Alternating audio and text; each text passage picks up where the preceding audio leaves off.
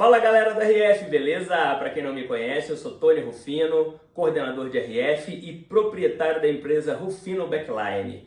A nossa prosa de hoje vai ser dividida em dois temas. Primeiro tema, amplifica ou não amplifica o sinal? E aí? Eu vejo sempre as pessoas pedindo, eu quero um amplificador de sinal, quero um amplificador para in-ear.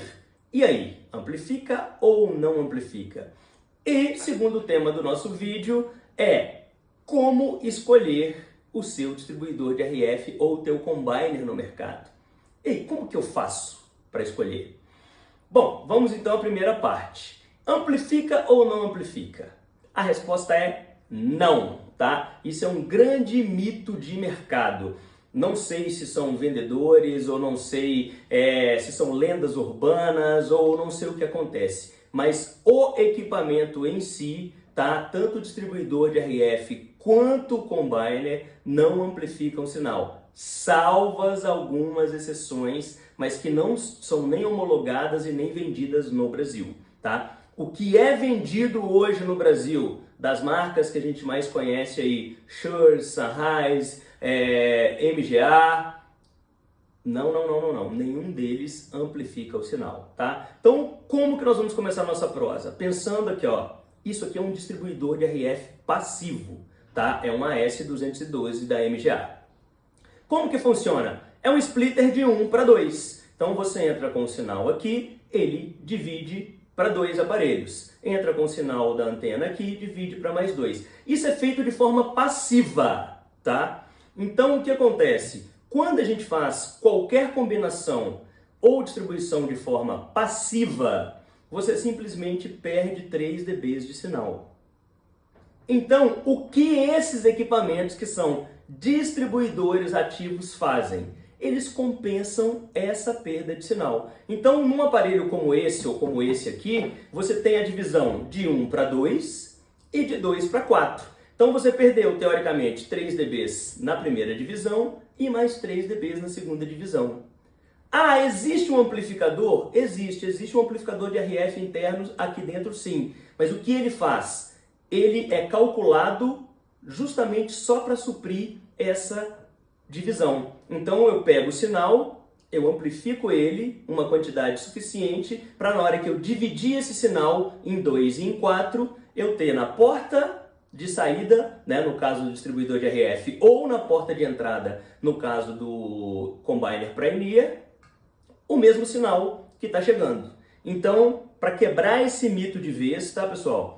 Não amplifica o sinal. Distribuidores de RF e combiners não amplificam o sinal. O que entra, sai, né? Se fosse um amplificador, para início de conversa a gente teria que ter homologação, teria que ter Anatel, teria que ter um monte de outras coisas, né? Apesar que os equipamentos MGA têm, tá? Homologação na Anatel. Não é necessário, mas tem, né? É um plus aí, um algo a mais. Mas enfim, a situação é essa. Bom, vamos partir agora para como eu escolho o meu distribuidor de RF ou o meu combiner no mercado. Bom, para a gente tocar nessa prosa, a gente tem que falar dentre, né, primeiramente, a necessidade, se é 4 canais que você precisa, que se é 8 canais, porque dependendo da quantidade de canais, você restringe a quantidade de marcas, mas uma das coisas mais importantes que você tem que olhar chama-se linearidade, tá? Eu sei que é difícil, eu sei que às vezes a informação não está tão explícita no manual, tá? Mas, volto a dizer, as marcas profissionais, as marcas conceituadas no mercado, todas elas têm essa informação. Bom, vou pedir a ajuda do meu pedestal universitário aqui, para falar com vocês um pouco sobre linearidade. Vamos pensar que esse aqui é o nosso range, que a gente está acostumado a trabalhar, né? Vamos pensar que é de 470 a 698. A linha reta seria o universo ideal, ou seja, o sinal que entra, ele sai. Mas todo mundo sabe que qualquer equipamento eletrônico, por melhor que ele seja, o desafio da engenharia sempre é que ele se torne o mais neutro possível, que ele interfira o menos possível na passagem do sinal por ele, ou seja, ele cumpre o papel dele. Então, né, nos equipamentos que são de linha profissional, eles são mais lineares. Então pensa que isso aqui, né, é o universo ideal e eu tenho a minha curva de resposta de frequência do aparelho. Então, vai variando aqui, ó, né? Nessa frequência aqui sai um pouquinho, nessa frequência está menos um pouquinho, você traça a linha média. Nos equipamentos profissionais, essa variação tolerada, ela é de +2, -2, a grande maioria dos equipamentos de linha profissional. Agora, nós temos equipamentos no mercado como o Mini S5, tá? Que é desenvolvido para broadcasting, ou seja, o que é um equipamento desenvolvido para broadcast? Um equipamento que tem a máxima performance, um equipamento que ele tem redundância. Por quê? Porque ele funciona 24 horas, né? É dedicado a emissoras de TV, dedicado a programas ao vivo e, enfim, coisas que não podem parar, que funcionam 24 horas por dia. Então, qualquer equipamento, qualquer uma mesa de som, uma placa de áudio que ela é desenvolvida para broadcasting, ela acaba custando mais caro? Sim, mas porque ela tem uma performance melhor, porque ela foi desenvolvida para ter redundâncias, para funcionar 24 horas por dia. E também para entregar a melhor performance possível. Então, vamos comparar esses dois equipamentos aqui, por exemplo. Ó. Esse equipamento de baixo, que é o S5 convencional, ele está dentro, né, dessa proposta de linearidade aceita pelo mercado profissional, de +2, -2. O Mini S5, ele é +1, -1. Então, ou seja, ele está muito mais próximo da linha. Qualquer variação que aconteça está muito mais próximo do que seria o ideal. Então, né, como que essa linearidade melhora ou atrapalha para mim? Vamos supor que eu pego um equipamento aí, que seja Xing Ling ou qualquer coisa, ele seja +3, -3, por exemplo. Então, em alguns lugares, eu vou ter uma certa vantagem. Né? Ele vai quase que funcionar como um buster. Mas e se eu tiver nessa parte que está para baixo? Porque ele fala +3, -3, mas ele não diz aonde está no espectro. Então você imagina que você está com o seu microfone, por exemplo, nessa frequência e aqui é o -3. Ou seja, seu microfone vai estar transmitindo essa frequência, a antena vai estar captando ela aqui, mas o aparelho vai estar atenuando ela.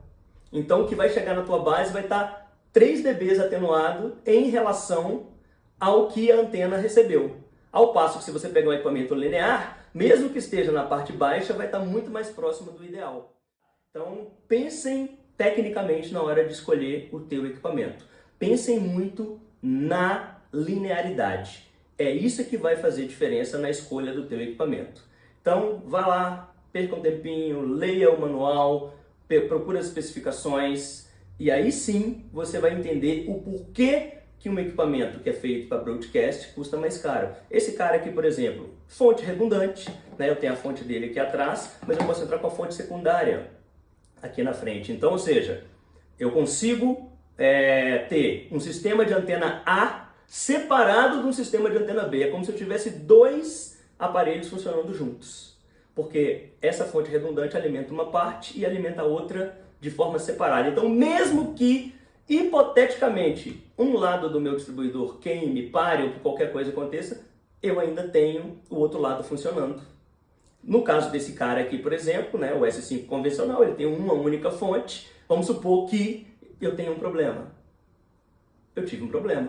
Né? Eu vou ter que resolver, eu vou ter que sacar as antenas originais dos aparelhos na hora, colocar lá e resolver. Mas a diferença de performance de um equipamento para broadcast é essa. Então, como que eu faço a escolha do meu equipamento? Eu opto primeiro pela linearidade e segundo pela performance que esse equipamento vai me oferecer, além da linearidade. E no meu caso, como coordenador de RF, uma das funções fantásticas, que eu já falei num outro vídeo, é eu poder ligar ou desligar o BIAS. Porque eu trabalho com atenuadores, trabalho com filtros que não tem bloco DC. Né, que não bloqueia, porque esses aparelhos profissionais, eles mandam o BIAS, que é a voltagem que alimenta os amplificadores das antenas que são ativas. Então eu consigo desabilitar com as teclas aqui esse envio de energia e usar de forma correta, mais eficiente e sem mais um aparelho integrado, né, sem mais um adaptador integrado, que seria o bloqueador de DC. Eu posso simplesmente desligar. Então, essa é a maneira correta de você fazer a escolha do seu equipamento.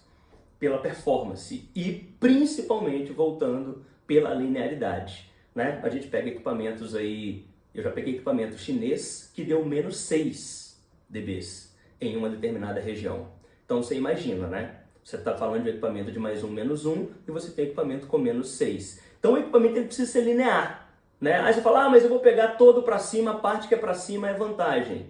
Nem sempre, né? Porque de repente nessa parte que está para cima você pode saturar o nível de entrada do teu equipamento, né? Pode estar chegando muito mais sinal do que teu equipamento suporta. Então, o ideal é que seja o mais linear possível. No mais é isso, pessoal. Se ficou alguma dúvida, se alguém quiser falar sobre o tema, é só me chamar. Se gostou do vídeo, clica, compartilha, envia para o máximo de pessoas que você acha que essa informação pode ser útil. É isso aí, um abraço a todos, valeu!